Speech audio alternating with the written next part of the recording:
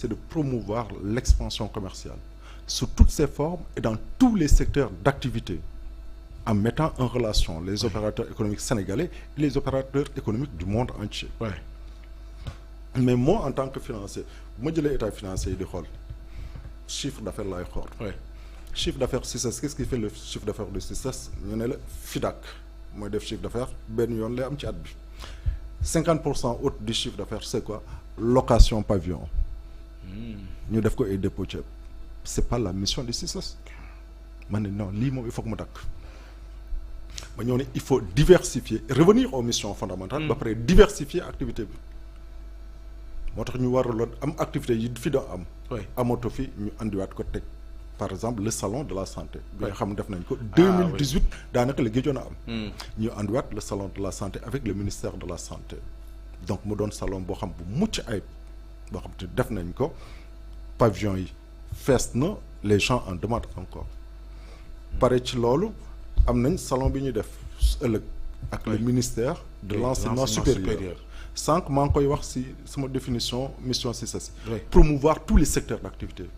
en réalité l'animation du secteur d'activité yëpp ministère yëpp CICES moo ko war a mën a porter. de par infrastructure bii ñu ko jox. donc foofu la ñuy repositionner waat. ça ne veut pas dire que phare bi dinañ ko bàyyi phare duñ ko bàyyi.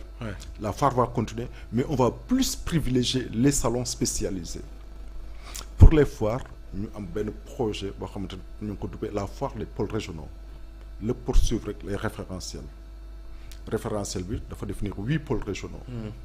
c'est pas fortuit pôle boo ci gis am na richesse am na spécificité culturelle am na spécificité économique am.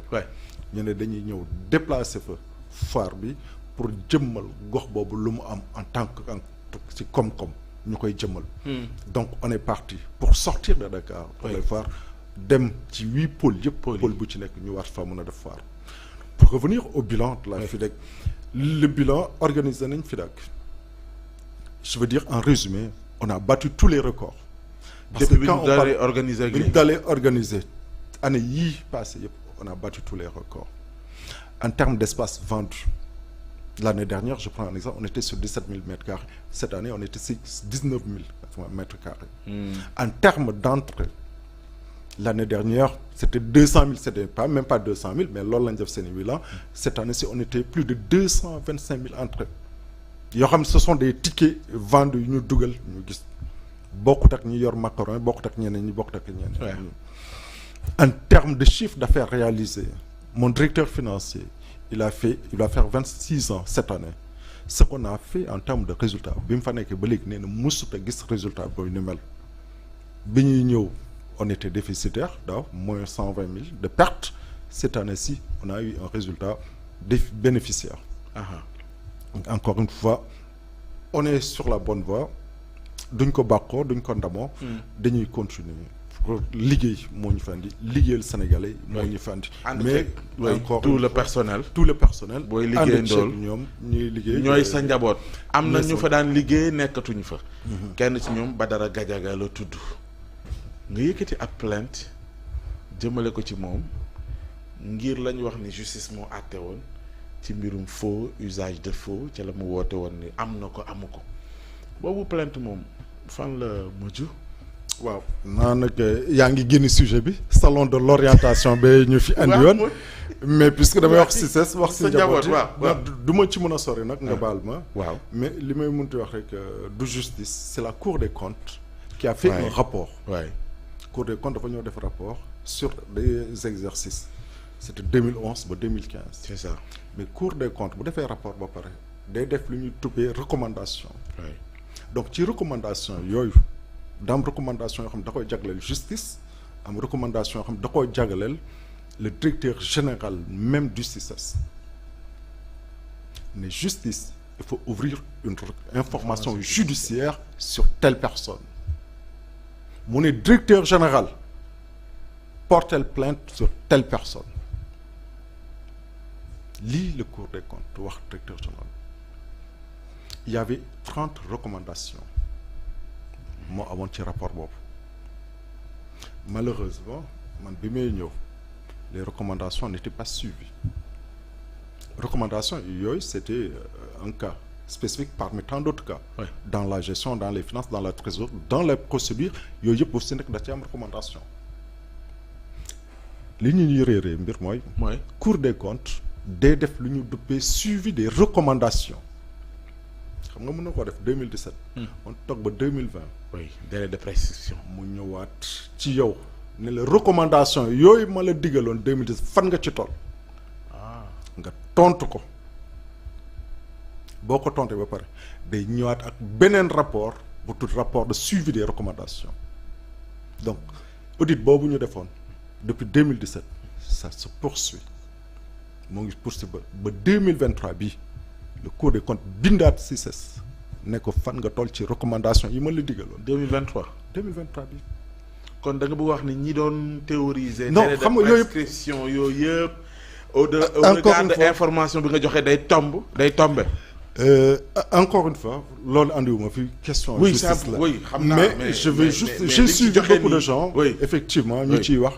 mais dañoo réeree mbir encore une fois.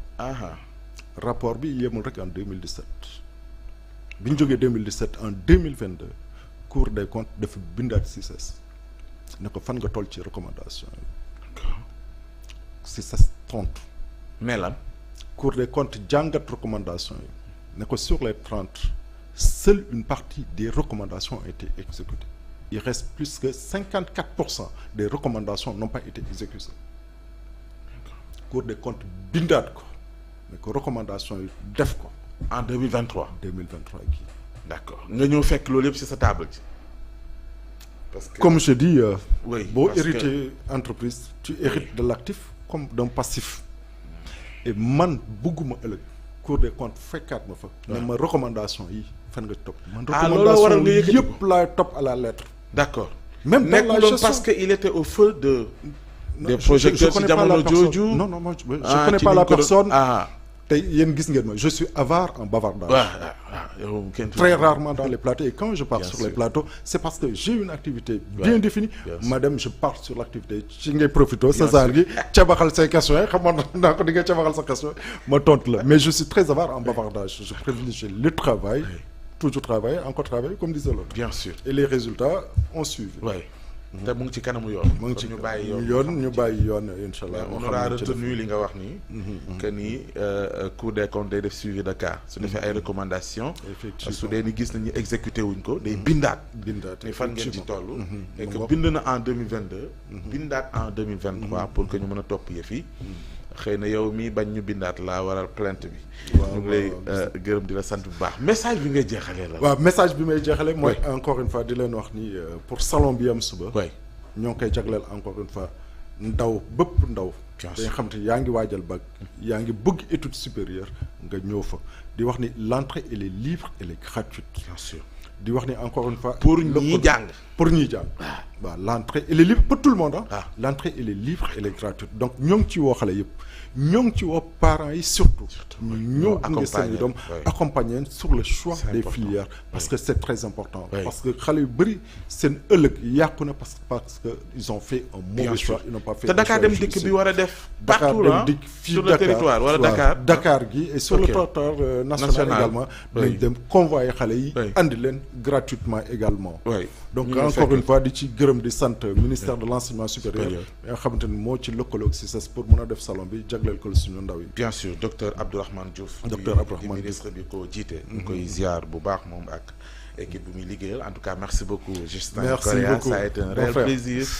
partagé ñu dalal la ci jotaay bi te xam naa ne du ñàkk incha allah nañu amal yeneen jotaay ndax mission yi fi décliné ak perspective yi nga xamante ne CICES ci la fas yéene soobu ci pôles territoriaux yaa ngi koy wax. ci amal ay foires yoo xam dañ koy décentraliser un peu partout ci yenn pôles yooyu. mën a nag wane la nga xamante ne mooy spécificité zone yooyu. ànd ci acteurs yi nga xamante ne ñoo nekk au niveau local dina ci baax bañ a rek concentré yëpp ci Dakar.